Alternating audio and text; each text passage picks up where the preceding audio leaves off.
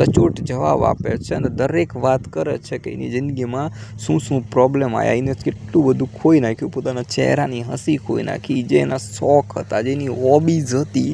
દરેક વસ્તુ, એ પછી ડાન્સ હોય, ડ્રોઈંગ હોય, પેઇન્ટિંગ હોય, રંગોલી હોય, કોઈ પણ વસ્તુ હોય તે દરેક વસ્તુ તેને છોડી દીધી અને એ છોકરીના જે વિચાર છે એમાં જ ખોવાયેલો રહેતો હોય, જે એને મંગળસૂત્ર માંગેલું હતું એના જ વિચારો કરતો હતો. અને ફાઇનલી જ્યારે આ વસ્તુ એને કીધી તો એને છોકરાને ખોટું લાગ્યું, પણ કદાચ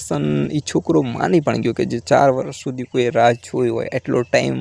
આ વસ્તુ કરી હોય તો પછી ના પાડી શકે છે. તો એને એક્સેપ્ટ કરી લીધું અને એ છોકરીને કીધું હતું કે મારા લગ્ન થવાના છે અને બીજા જોડે મારા